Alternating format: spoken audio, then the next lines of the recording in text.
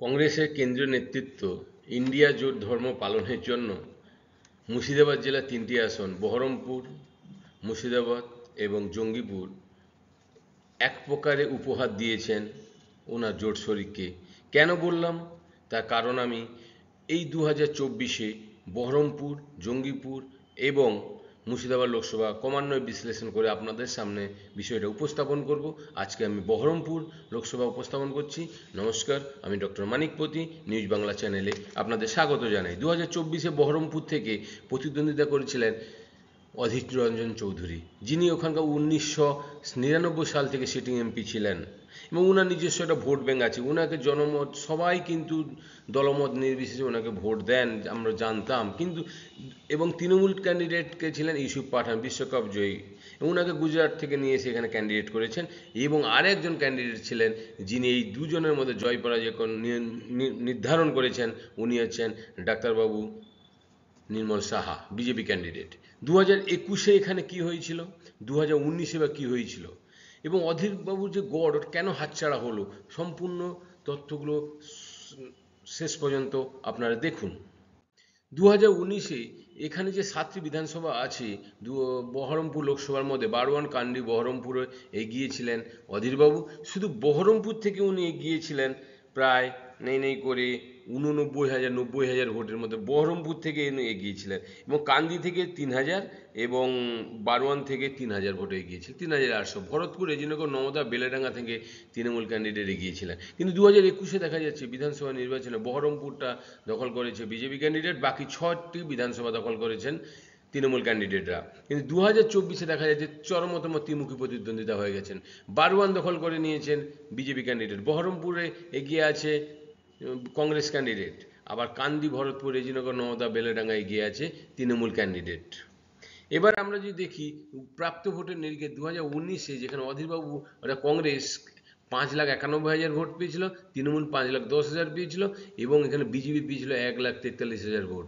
2021-এ প্রাপ্ত ভোট দেখুন, এবং শেষমেশ কংগ্রেস এখানে জয়ী হয়েছিল 80,696 ভোটে। অধীরবাবু এখানে জয় লাভ করেছিলেন 2019-এ। 2021-এ দেখুন বাম কংগ্রেসের জোট শরিকের ভোট কিন্তু কমে 2,05,000 হয়েছে, এবং তৃণমূলের ভোট প্রায় 1,70,75,000 বেড়ে 6,85,000 হয়েছে, এবং বিজেপির ভোট প্রায় 3 লাখ বেড়ে 4,31,000 হয়েছে। শেষমেশ এখানে যদি দেখা যায় 7টি বিধানসভা নিরিখে তৃণমূল এগিয়ে গেছে 2,53,000 ভোটে।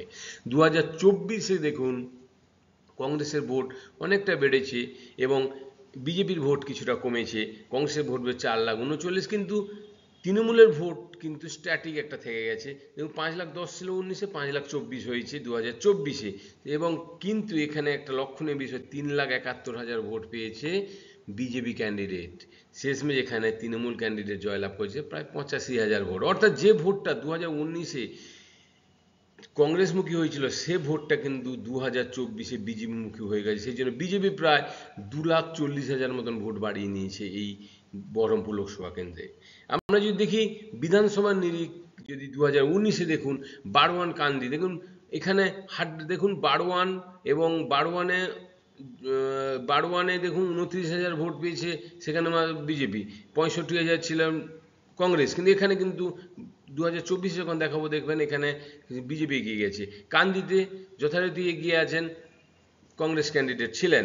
ভরতপুরে কিন্তু এইরকম দেখুন প্রত্যেকটি বিধানসভায় কিন্তু কোনটা ত্রিমুখী লড়াই হয়ে গেছে। তবুও এখানে কিন্তু তৃণমূল বিরোধী ভোট কংগ্রেস পেয়েছিল, শেষমেশ অধীরবাবু জয়লাভ করেছিলেন। 2024-এ দেখুন বারওয়ানে চরমতম ত্রিমুখী প্রতিদ্বন্দ্বিতা হয়েছে, যেখানে 95,000 ভোট পেয়েছিলেন অধীরবাবু, প্রায় 39,000 নেমে এসছে।